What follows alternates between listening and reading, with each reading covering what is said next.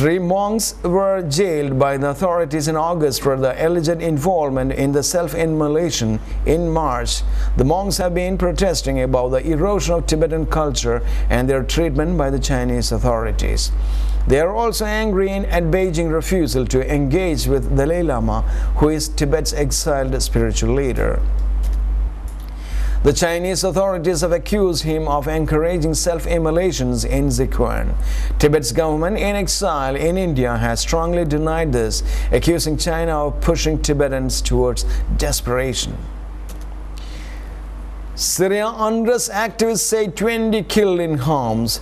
Tanks mounted with machine guns have opened fire on the Syrian city of Homs, killing at least 20 people, activists have reported. The UK-based Syrian Observatory for Human Rights said the Baba Amr district came under heavy fire on Thursday. Violence was also reported in other parts of the city. It comes a day after authorities in Damascus agreed to Arab League plan calling on the government to pull the military out of all cities. The plan required Syria to withdraw all troops from urban areas and end all killing immediately. The Arab League said Damascus has agreed to release all political prisoners and begin dialogue with opposition within 2 weeks. The Syrian government also said it would allow journalists, right groups and Arab League representatives to monitor the situation in the country. At present, foreign journalists are unable to move around Syria freely and information is tightly controlled and hard to verify. Syrian opposition groups criticize the plan as an attempt by the regime to buy more time. The regime has accepted the Arab initiative of fear of Arab isolation, its weakness and lack of options. A leading opposition figure, Burhan Ghalion, wrote in his Facebook page. But its acceptance does not mean it will respect its clauses. Mr. Ghalion is a senior figure in the Syrian National Council. Another member of the council, Samir al-Nashar, said it had met Arab League head Nabil al-Arabi to discuss the agreement with Damascus. We are not talking about dialogue, he told AFP news agency. We offered to engage in negotiations to move from an authoritarian regime to a democratic regime.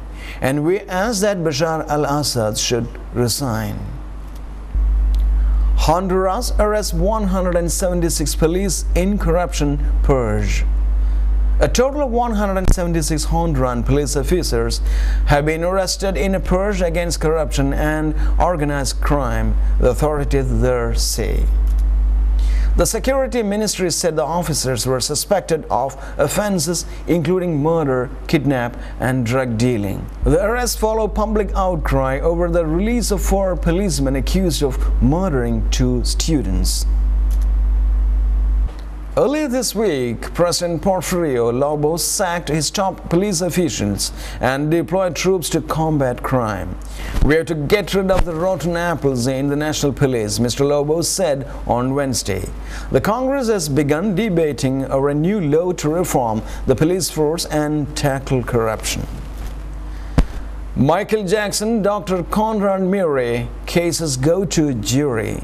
The case against physician charged with the death of pop star Michael Jackson has gone to the jury following closing statements. Prosecutors concluded their case as saying Dr. Conrad Murray's care of Jackson had been bizarre and left the pop star's children fatherless. The defense countered that the singer had caused his own death in June 2009 with an overdose of a sedative. The 7-man, 5-woman jury will begin deliberations on Friday morning. If convicted, Dr. Murray could face up to 4 years in prison and loss of his license to practice medicine.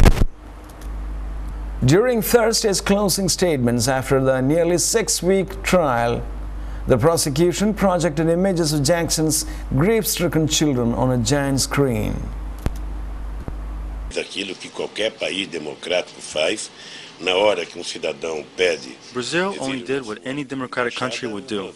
When a citizen asks for asylum at our embassy, Brazil guarantees that he stays there. It's a right. I would say international, and we expect that the coup leaders not touch the Brazilian embassy. Não mexam na embaixada brasileira. We'll move on to the business world.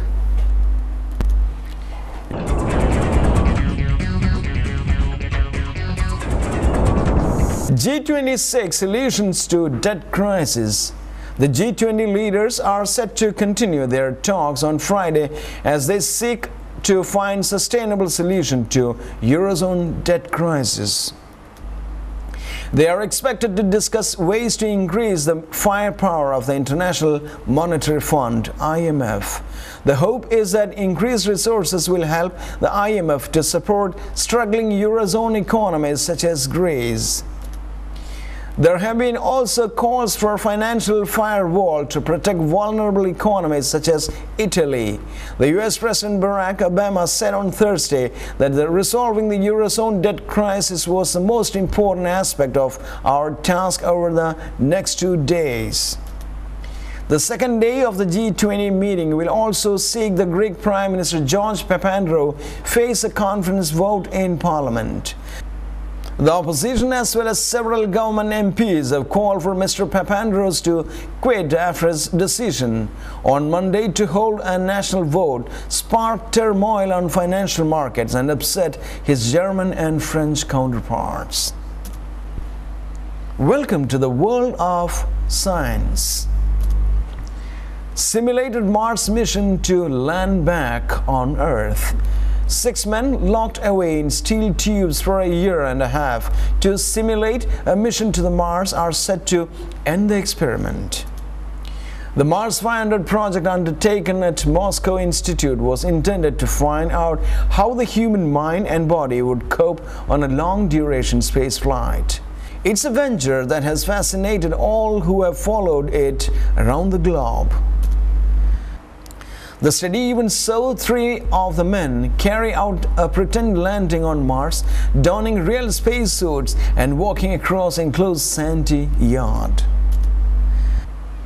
The crew has comprised of a trio of Russians Alexei Sitev, Alexander Smolyevsky and Zukrob Kamilov, 2 Europeans Romain Charles and Diego Urbina, and a Chinese national Wang Yu. And in sports,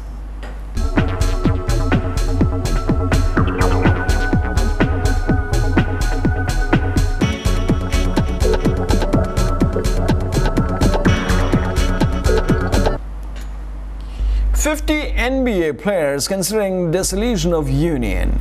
Negotiations to end NBA lockout will resume Saturday amid new threat to labor peace, dissolution faction of players. About 50 players, including some all-stars, are planning to drive to dissolve their union if talks again falter or if the talks produce a labor deal that they deem unpalatable, according to a person who has spoken with the group. The threat could throw a wrench into negotiations. The threat could throw a wrench into negotiations as league and union officials attempt to broker a deal, knowing that at any compromise might trigger a legal battle that could last for months. It's potential threat to all, said Gabe Philman, the director of the sports law program at Tulane University. It could signal the breakdown of collective bargaining talks. And again, before closing the news analysis bulletin of the day, the headlines once again. Greece Prime Minister Papandreou faces fresh call to resign. US report accuses China and Russia of internet spying. Glaxo settles cases with US for $3 billion. China mine disaster, dozens trapped by rockburst.